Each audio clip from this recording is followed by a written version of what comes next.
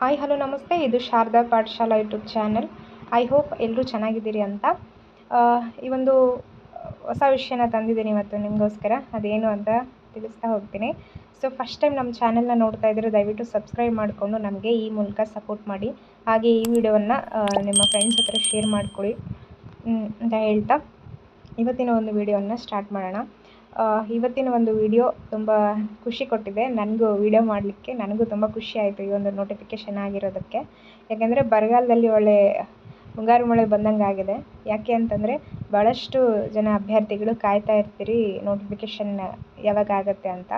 So ಆ ಒಂದು ಇದರಲ್ಲಿ ಈ ಒಂದು DCC ಬ್ಯಾಂಕ್ ಅವರು ನೋಟಿಫಿಕೇಷನನ್ನು ಮಾಡಿದ್ದಾರೆ. ಇದು ತುಂಬ ಒಳ್ಳೆಯ ವಿಚಾರ ಅಂತಲೇ ಹೇಳ್ಬೋದು. ಯಾಕೆಂದರೆ ಭಾಳಷ್ಟು ಅಭ್ಯರ್ಥಿಗಳು ಓದ್ಕೊಂಡು ರೆಡಿಯಾಗಿ ಕೂತ್ಕೊಂಡಿರ್ತಾರೆ, ಬಟ್ ಯಾವ ನೋಟಿಫಿಕೇಷನ್ ಇಲ್ಲ. ಅಂಥವ್ರಿಗೆ ಈ ಒಂದು ಎಕ್ಸಾಮ್ ತುಂಬ ಯೂಸ್ ಆಗುತ್ತೆ. ಬೇಗ ಸೆಲೆಕ್ಷನ್ ಕೂಡ ಮಾಡ್ಕೋತಾರೆ ಇವರು, ಯಾವುದೇ ಡಿಲೇ ಮಾಡಲ್ಲ. ಸೊ ಹಾಗಾಗಿ ಈ ಒಂದು ನೋಟಿಫಿಕೇಷನ್ನು ನಿಮಗೆ ಬಹಳ ಹೆಲ್ಪ್ ಆಗುತ್ತೆ. ಸೊ ಈ ಒಂದು ವಿಡಿಯೋದಲ್ಲಿ ನಾವು ಇದನ್ನು ಯಾರ್ಯಾರು ಅಪ್ಲೈ ಮಾಡ್ಬೋದು, ಹಾಗೆ ಎಲಿಜಿಬಿಲಿಟಿ ಏನೇನಿದೆ, ಏಜ್ ಲಿಮಿಟ್ ಎಷ್ಟಿದೆ, ಸಿಲೆಬಸ್ ಯಾವ ರೀತಿ ಇದೆ, ಮೇನಾಗಿ ಎಲ್ಲನೂ ತಿಳಿಸ್ಕೊಡ್ತಾ ಹೋಗ್ತೀನಿ. ದಯವಿಟ್ಟು ವಿಡಿಯೋ ಕೊನೆವರೆಗೂ ವಾಚ್ ಮಾಡಿ ಅಂತ ಹೇಳ್ತಾ ಇವತ್ತಿನ ಒಂದು ವಿಡಿಯೋನ ಸ್ಟಾರ್ಟ್ ಮಾಡೋಣ. ಸೊ ಯಾರ್ಯಾರು ಸಬ್ಸ್ಕ್ರೈಬ್ ಮಾಡಿಲ್ಲ ದಯವಿಟ್ಟು ಬೇಗ ಬೇಗ ಬೇಗ ಸಬ್ಸ್ಕ್ರೈಬ್ ಮಾಡ್ಕೊಳ್ಳಿ. ಒಂದು ವಿಡಿಯೋ ಇಷ್ಟ ಆದರೆ ಒಂದು ಲೈಕ್ ಕೊಡೋದನ್ನು ಮಾತ್ರ ಮರಿಬೇಡಿ. ಬನ್ನಿ ಸ್ಟಾರ್ಟ್ ಮಾಡೋಣ. ಸೊ ನೋಡಿ, ಬಳ್ಳಾರಿ ಜಿಲ್ಲಾ ಸಹಕಾರ ಬ್ಯಾಂಕು ಹೊಸಪೇಟೆಯಲ್ಲಿ ಈ ಬ್ಯಾಂಕ್ ಇರುವಂಥದ್ದು.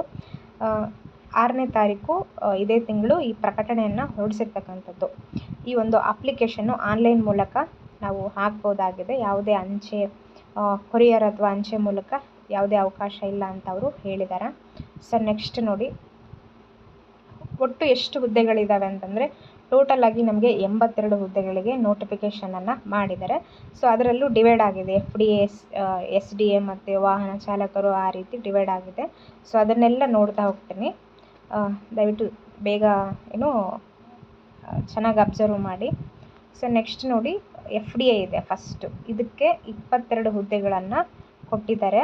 ಸೊ ನೋಡಿ, ಇಲ್ಲಿ ಕ್ಯಾಟಗರಿನ ಕೊಟ್ಟಿದ್ದಾರೆ, ನೀವು ನೋಡ್ತಾ ಹೋಗ್ಬೋದು ಯಾವ ಕ್ಯಾಟಗರಿಲಿ ಎಷ್ಟಿದೆ ಅಂತ. ಸಾಮಾನ್ಯದಲ್ಲಿ 9 ಇದೆ.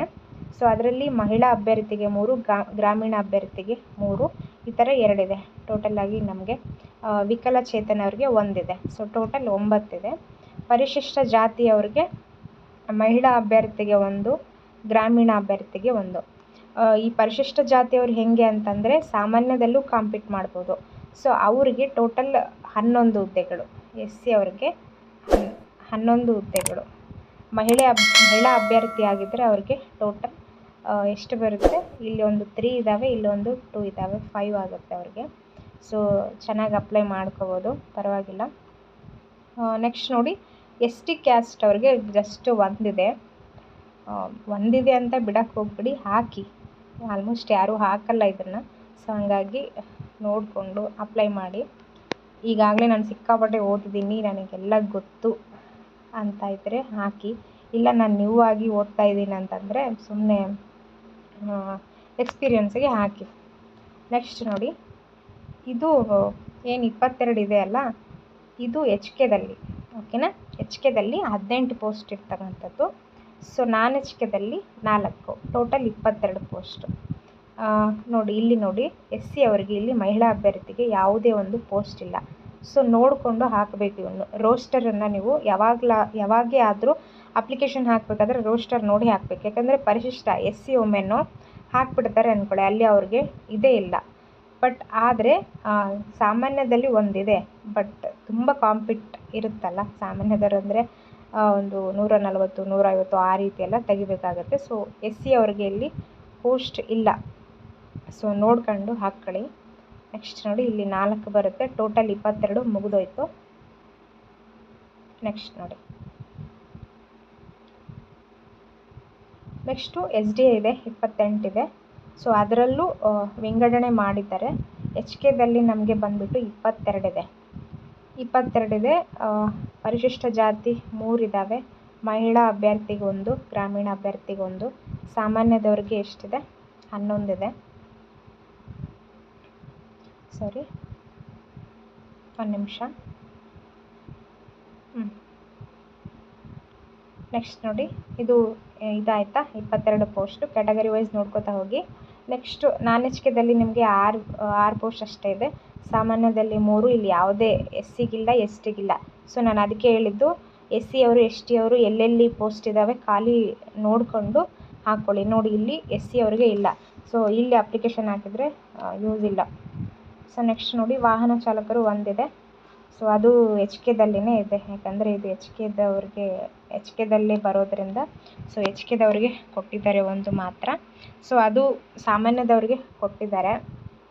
ಸೊ ಯಾವುದೇ ಕ್ಯಾಟಗರಿ ಅವರಿಗೆ ಕೊಟ್ಟಿಲ್ಲ. ಸೊ ನೋಡ್ಕೊಂಡು ಅಪ್ಲೈ ಮಾಡ್ಕೊಳ್ಳಿ. ನೆಕ್ಸ್ಟ್ ನೋಡಿ, ಕಿರಿಯ ಸೇವಕರು 31 ಇದೆ.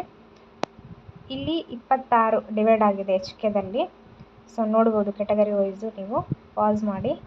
ನೆಕ್ಸ್ಟ್ ನೋಡಿ, ಇಲ್ಲಿ ನಾನ್ ಎಚ್ ಕೆದವ್ರಿಗೆ 5 ಇದೆ. ನೆಕ್ಸ್ಟು ಶೈಕ್ಷಣಿಕ ವಿದ್ಯಾರ್ಹತೆ ಏನಿದೆ ಅಂತಂದರೆ, ನೆಕ್ಸ್ಟ್ ನಾನು ಪೂರ್ತಿ ಅದನ್ನೇನು ಓದೋಕ್ಕಾಗಲ್ಲ, ನಿಮಗೆ ಇಲ್ಲೇ ನೀಟಾಗಿ ತಿಳಿಸ್ಕೊಡ್ತೀನಿ. FDA ಏನು ಬೇಕು? ಡಿಗ್ರಿ ಬೇಕು, ಪದವಿ ಬೇಕು. ಅದಾದಮೇಲೆ ಕನ್ನಡವನ್ನು ಚೆನ್ನಾಗಿ ಓದೋಕ್ಕೆ ಬರಬೇಕು, ಹಾಗೆ ಕನ್ನಡ ಜ್ಞಾನ ಇರಬೇಕು, ಬರೆಯೋಕ್ಕೆ ಬರಬೇಕು, ಕನ್ನಡವನ್ನು ಸ್ವಚ್ಛವಾಗಿ ಮಾತಾಡಬೇಕು. ಸರಿನಾ? ಅವ್ರಿಗೆ ಒಂದು ಅವಕಾಶ ಇದೆ. ಕಂಪ್ಯೂಟರ್ ನಿರ್ವಹಣೆ ಬಗ್ಗೆ ಕಂಪ್ಯೂಟರ್ ಜ್ಞಾನನೂ ಇರಬೇಕು, ಕಂಪ್ಯೂಟರ್ ಆಪ್ರೇಟ್ ಮಾಡೋಕ್ಕೆ ಬರಬೇಕು. ದ್ವಿತೀಯ ದರ್ಜೆ ಸಹಾಯಕರು ಅಂದರೆ SDAದಲ್ಲಿ ಇವರು PUC ಅಥವಾ ತತ್ಸಮಾನ ವಿದ್ಯಾರ್ಥಿಯಲ್ಲಿ ಉತ್ತೀರ್ಣರಾಗಿರಬೇಕು. ಸೇಮ್ ಇದು ಕೂಡ ಹಾಗೆ, ಕನ್ನಡ ಓದೋಕ್ಕೆ, ಬರೆಯೋಕ್ಕೆ, ಸ್ವಚ್ಛವಾಗಿ ಮಾತಾಡೋಕ್ಕೆ ಬರಬೇಕು, ಕಂಪ್ಯೂಟರ್ ಆಪ್ರೇಟ್ ಮಾಡೋಕ್ಕೂ ಬರಬೇಕು. ನೆಕ್ಸ್ಟ್ ವಾಹನ ಚಾಲಕರು SLCಯಲ್ಲಿ ಉತ್ತೀರ್ಣ ಆಗಿದ್ದರೆ ಸಾಕು, ಕನ್ನಡವನ್ನು ಒಂದು ಭಾಷೆಯಾಗಿ ಓದಿರಬೇಕು SLCಲಿ. ನೆಕ್ಸ್ಟು ಡ್ರೈವಿಂಗ್ ಲೈಸೆನ್ಸು ಕಡ್ಡಾಯ ಇರುತ್ತೆ. ಯಾರ್ಯಾರ ಹತ್ರ ಡ್ರೈವಿಂಗ್ ಲೈಸೆನ್ಸ್ ಇಲ್ಲ ಅವರು ಡ್ರೈವಿಂಗ್ ಲೈಸೆನ್ಸ್ನ ಮಾಡ್ಕೊಳ್ಳಿ. ನೆಕ್ಸ್ಟ್ ನೋಡಿ, ಕಿರಿಯ ಸೇವಕರು ಅಂದರೆ SLCಯಲ್ಲಿ ಉತ್ತೀರ್ಣ ಆಗಿದ್ದರೆ ಸಾಕು, ಅವರು SLCಯಲ್ಲಿ ಕನ್ನಡವನ್ನು ಓದಿರಬೇಕು ಅಂತ ಹೇಳ್ತಾ ಇದ್ದಾರೆ. ನೆಕ್ಸ್ಟ್ ನೋಡಿ, ನೆಕ್ಸ್ಟು 18 ವಯೋಮಿತಿ ನೋಡ್ತಾ ಹೋದರೆ 18 ವರ್ಷ ವಯೋಮಿತಿ ಖಂಡಿತ ಇರಬೇಕು.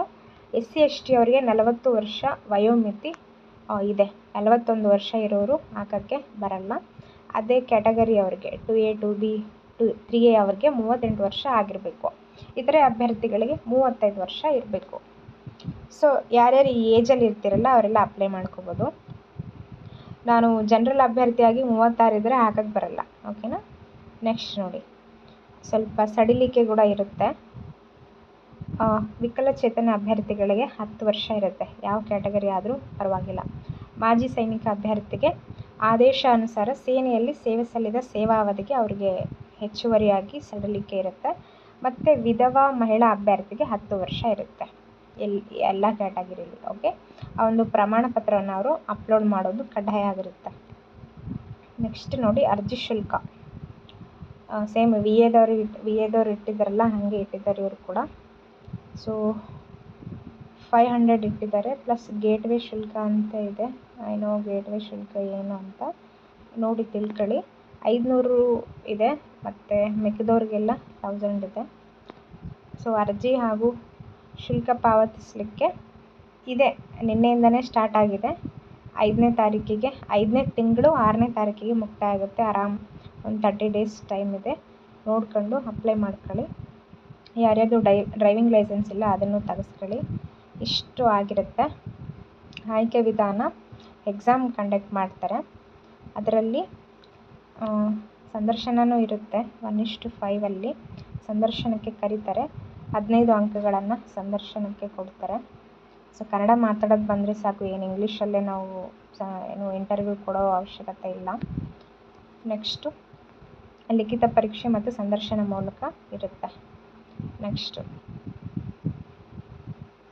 ವ್ಯವಸ್ಥಾಪಕರು ಪ್ರಥಮ ದರ್ಜೆ ಸಹಾಯಕರ ನೇರ ನೇಮಕಾತಿಗೆ ಸಂಬಂಧಿಸಿದಂತೆ ಲಿಖಿತ ಪರೀಕ್ಷೆಯಲ್ಲಿ ಪಡೆದ ಅಂಕಗಳ ಶೇಕಡ 85ಕ್ಕೆ ಇಳಿಸಿ ಪ್ರಾಪ್ತವಾಗುವ ಅಂಕಗಳ ಶೇಕಡಾವಾರು ಪ್ರಮಾಣ ಜೊತೆಗೆ ಸಂದರ್ಶನ ಗಳಿಸಿದ ಅಂಕ ಕೂಡಿಸಿ ಅಂತಿಮ ಅರ್ಹತಾ ಪಟ್ಟಿಯನ್ನು ಏನು ಹೇಳ್ತಾ ಇದ್ದಾರೆ ಅಂದರೆ, ನೀವು ಲಿಖಿತ ಪರೀಕ್ಷೆಯಲ್ಲಿ ಏನು ಮಾರ್ಕ್ಸ್ ತೊಗೊಂಡಿರ್ತೀರ ಹಾಗೂ ಸಂದರ್ಶನದಲ್ಲಿ ಏನು ಮಾರ್ಕ್ಸ್ ತೊಗೊಂಡಿರ್ತಾರೆ ಎರಡನ್ನೂ ಕೂಡಿಸಿ ಮೆರಿಟ್ ಲಿಸ್ಟನ್ನು ತಯಾರಿಸಿ ಆಯ್ಕೆ ಪಟ್ಟಿಯನ್ನು ಅವರು ಮಾಡ್ತಾರೆ ಅಂತ. ಸೊ 200 ಅಂಕಗಳ ಪ್ರಶ್ನೆ ಪತ್ರಿಕೆ ಇದಾಗಿರುತ್ತೆ. ಕನ್ನಡ ಭಾಷೆ 50 ಅಂಕಗಳಿರುತ್ತೆ, ಇಂಗ್ಲೀಷ್ 25, ಸಾಮಾನ್ಯ ಜ್ಞಾನ 25, ಸಹಕಾರ ಇದು ಇದೆಯಲ್ಲ, ಕೋಆಪ್ರೇಟಿವ್ ಸೊಸೈಟಿ ಬಗ್ಗೆ 50. ಮೈ ಗಾಡ್, ಸಹಕಾರ ಸಂಘ ಇದೆ ಅಂತ ಇದು ಮಾಡ್ಕೊಬಿಡಿ. ಯೂಟ್ಯೂಬಲ್ಲಿ ತುಂಬ ಕ್ಲಾಸಸ್ ಇದೆ, ನೋಡಿ. ನೆಕ್ಸ್ಟ್ ಭಾರತ ಸಂವಿಧಾನ 25 ನೀವು ಆರಾಮ್ಸೆ ತಗೊಂಬಿಡ್ಬೋದು. ಮತ್ತು ಬ್ಯಾಂಕಿಂಗು, ಸಮಾಜಯುಕ್ತ ಚಟುವಟಿಕೆ ಮತ್ತು ವಸ್ತುನಿಷ್ಠ ವಿಷಯ 25. ಬ್ಯಾಂಕಿಂಗ್ ಅವೇರ್ನೆಸ್ ಅಂತ ಯೂಟ್ಯೂಬಲ್ಲಿ ನೋಡಿರಿ, ತುಂಬ ಕ್ಲಾಸಸ್ ಸಿಗುತ್ತೆ. ಸೊ ನಿಮಗೆ ಇಲ್ಲಿ ಕಷ್ಟ ಆಗೋದು ಸಹಕಾರ ಮತ್ತು ಬ್ಯಾಂಕಿಂಗ್ ಅಂತ. ಇದಕ್ಕೇನು ಹೆದರ್ಕೊಬಿಡಿ. 200ಕ್ಕೆ ನೀವು ಜಸ್ಟು ಒಂದು 120, 110 ಆ ರೀತಿ ತಗೊಂಡ್ರೆ ಆಯಿತು SC/ST ಅವರು. ಸೊ ಅಷ್ಟೇನು ಭಯ ಬೀಳೋ ಅವಶ್ಯಕತೆ ಇಲ್ಲ. ಕನ್ನಡ ಭಾಷೆನೇ ನಿಮಗೆ 50ಕ್ಕಿದೆ, ಆಬ್ಜೆಕ್ಟಿವ್ ಇರುತ್ತೆ. 50ಕ್ಕೆ ನಿಮ್ಗೆ ಆರಾಮ್ಸೆ ಒಂದು 40-45+ ತಗೋಬೋದು ಇಲ್ಲೇ. ಏನು ಭಯ ಬೀಳೋ ಅವಶ್ಯಕತೆ ಇಲ್ಲ. ಅದೇನು ಸೆಕ್ಷನಲ್ ಕಟ್ ಆಫ್ ಅಂತೂ ಇರಲ್ಲ, ಎಲ್ಲ ಒಂದೇ ಪೇಪರ್ ಇರುತ್ತೆ. ಹಾಗಾಗಿ ನೀವೇನು ಭಯ ಬೀಳೋ ಅವಶ್ಯಕತೆ ಇಲ್ಲ. ಇದು ಮಾಡ್ಕೊಂಡು ಹಾಕ್ಕೊಳ್ಳಿ. ಅವೆರಡು ಕಷ್ಟ ಇದೆ ಅಂತ ಏನು ಹಾಕದೇ ಇರೋಕ್ಕೆ ಹೋಗ್ಬೇಡಿ, ದಯವಿಟ್ಟು ಹಾಕ್ಕೊಳ್ಳಿ. ನೆಕ್ಸ್ಟು ದ್ವಿತೀಯ ದರ್ಜೆ ಸಹಾಯಕರು, ಇದು ಕೂಡ ಅಷ್ಟೇ, ಎಲ್ಲನೂ ಅಷ್ಟೇ ಸೇಮ್ ಸಿಲೆಬಸ್ಸೇ ಇರುತ್ತೆ. ಏನದಕ್ಕೆ ಅಂದರೆ ನೋಡಬೇಕು ಒಂದೇ ಸತಿ ಇಡ್ತಾರಾ ಅಥವಾ ಬೇರೆ ಬೇರೆ ಇಡ್ತಾರಾ ಅಂತ. ನೆಕ್ಸ್ಟು ವಾಹನ ಚಾಲಕರ ಹುದ್ದೆಗೆ ನಡೆಸುವ ಲಿಖಿತ ಪರೀಕ್ಷೆ ಈ ಕೆಳಗಿನ ವಿಷಯಗಳನ್ನು ಒಳಗೊಂಡಿರುತ್ತದೆ. ನೋಡಿ, ವಾಹನ ಚಾಲಕರು ಅಂತ ಇದ್ದಾರಲ್ಲ, ಅವ್ರು ಜಸ್ಟ್ ಅವ್ರು 100 ಅಂಕಗಳಿಗಿರುತ್ತೆ, 200 ಅಂಕಕ್ಕಿರಲ್ಲ. ಕನ್ನಡ ಭಾಷೆನೇ 50 ಇರುತ್ತೆ, ಸಾಮಾನ್ಯ ಜ್ಞಾನ 50ಕ್ಕಿರುತ್ತೆ. ಆರಾಮ್ಸೆ ನೀವು ಒಂದು 80 ಇದರಲ್ಲಿ ತಗೋಬೋದು, ಏನು ವರಿ ಮಾಡ್ಕೊಬಿಡಿ. ವಾಹನ ಚಾಲಕರಿಗೆ ಏನು ಇಂಗ್ಲೀಷ್ ಇರಲ್ಲ, ಮತ್ತೊಂದಿರಲ್ಲ. ಸೊ ಆರಾಮ್ಸೆ ಹಾಕ್ಕೊಳ್ಳಿ. ಸೊ ಕಿರಿಯ ಸೇವಕರು ಸೇಮು 100 ಇರುತ್ತೆ, ಸೇಮ್ ಇವರು ಕೂಡ ಹಾಗೇ. ಒಂದು ಸಾಮಾನ್ಯ ಜ್ಞಾನ ಅಂದರೆ ಸ್ವಲ್ಪ ಮೆಂಟಲ್ ಎಬಿಲಿಟಿ ಓದ್ಕೊಳ್ಳಿ, ಒಂದು 10 ಮಾರ್ಕ್ಸ್ ಪಕ್ಕ ಕೊಡ್ತಾರೆ ಅವರು. ನೆಕ್ಸ್ಟು ಕರೆಂಟ್ ಅಫೇರ್ಸ್ ಅಪ್ಡೇಟ್ ಮಾಡ್ಕೊಳ್ಳಿ. ಕರೆಂಟ್ ಅಫೇರ್ಸ್ ಮ್ಯಾರಥಾನ್ ವೀಡಿಯೋಸ್ ಇರುತ್ತೆ ಕನ್ನಡದಲ್ಲಿ, ನೋಡ್ಕೊಂಡು ಅವನ್ನಷ್ಟೇ ನೋಡಿ, ಏನು ಡೀಪಾಗಿ ಓದೋ ಅವಶ್ಯಕತೆ ಇಲ್ಲ. ಸ್ವಲ್ಪ ಹಿಸ್ಟ್ರಿ ಮತ್ತು ಸ್ವಲ್ಪ ಜಿಯೋಗ್ರಫಿ ನೋಡ್ಕೊಳ್ಳಿ, ಇಷ್ಟಿದ್ರೆ ಸಾಕು ನಿಮಗೆ. ನೆಕ್ಸ್ಟ್ ಸೂಚನೆಗಳನ್ನು ನೀವೇ ನೋಡ್ಕೊಂಡು ಓದ್ಕೊಳ್ಳಿ. ಆಮೇಲೆ ಎಷ್ಟಿರುತ್ತೆ, ಮತ್ತೇನು ಅವಶ್ಯಕತೆ ಇಲ್ಲ ಇದರಲ್ಲಿ.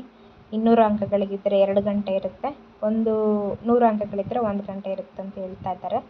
ಆನ್ಲೈನಲ್ಲೇ ಸಲ್ಲಿಸ್ರಿ.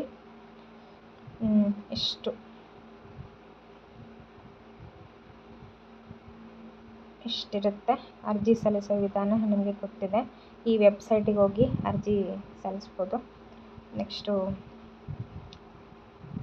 ಇಷ್ಟು ನೋಡಿ ಮಾಹಿತಿ ಇದೆ, ಅರ್ಜಿ ಸಲ್ಲಿಸೋದ್ರ ಬಗ್ಗೆ ಕೊಟ್ಟಿದ್ದಾರೆ. ಇಷ್ಟು ಮಾಹಿತಿ ಇದೆ. ಇದನ್ನು ಖಂಡಿತವಾಗ್ಲೂ ನಿಮ್ಗೆ ಅರ್ಥ ಆಗಿದೆ ಅಂತ ಭಾವಿಸ್ತೀನಿ. ಅರ್ಥ ಆಗಿದ್ದರೆ ಈ ಒಂದು ವಿಡಿಯೋವನ್ನು ನಿಮ್ಮ ಫ್ರೆಂಡ್ಸ್ ಹತ್ರ ಶೇರ್ ಮಾಡೋದನ್ನು ಮಾತ್ರ ಮರಿಬೇಡಿ. ಹಾಗೆ ನಿಮ್ಮ ಒಂದು ಪ್ರೀತಿಯನ್ನು ನನಗೆ ಸಬ್ಸ್ಕ್ರೈಬ್ ಮಾಡ್ಕೊಳ್ಳೋದ್ರ ಮೂಲಕ ತಿಳಿಯಪಡಿಸ್ಬೇಕು. ನೆಕ್ಸ್ಟ್ ಇನ್ನೊಂದು ಯಾವುದಾದ್ರೂ ಇದೇ ಥರ ಇಂಟ್ರೆಸ್ಟಿಂಗ್ ವಿಷಯ ಇದ್ದರೆ ಮತ್ತೆ ವಿಡಿಯೋ ಮಾಡ್ತೀನಿ. ಸೊ ದಯವಿಟ್ಟು ಈ ಒಂದು ನೋಟಿಫಿಕೇಷನನ್ನು ಸೀರಿಯಸ್ ಆಗಿ ತಗೊಂಡು ಓದ್ಕೊಂಡು ಅಪ್ಲೈ ಮಾಡ್ಕೊಂಡು ಜಾಬ್ ಮಾಡ್ಕೊಳ್ಳಿ ಅಂತ ನಾವು ಕೂಡ ಬಯಸ್ತೀವಿ. ಸೊ ಯಾವುದೇ ಒಂದು ನೋಟಿಫಿಕೇಷನ್ ಬರಲಿ ಅಂತ ನಾವು ಕಾಯಬಾರ್ದು, ಬಂದಿರೋದನ್ನೇ ನಾವು ಚೆನ್ನಾಗಿ ಯೂಟಿಲೈಸ್ ಮಾಡ್ಕೊಂಡು ಟ್ರಿಕ್ಸನ್ನು ಬಳಸಿ ಸ್ಟ್ರಾಟಜಿಯನ್ನು ಯೂಸ್ ಮಾಡ್ಕೊಂಡು ಪರೀಕ್ಷೆನ ಬರೆದು ಪಾಸ್ ಮಾಡ್ಕೊಳ್ಳಿ. ಸೊ ಇದು ಇಷ್ಟು ಆಗಿರುತ್ತೆ. ದಯವಿಟ್ಟು ಸಬ್ಸ್ಕ್ರೈಬ್ ಮಾಡ್ಕೊಳ್ಳಿ. ಇವತ್ತಿನ ಒಂದು ವಿಡಿಯೋನ ಇಲ್ಲೇ ಮುಗಿಸ್ತಾ ಇದ್ದೀನಿ. Thank you. ಬಾಯ್.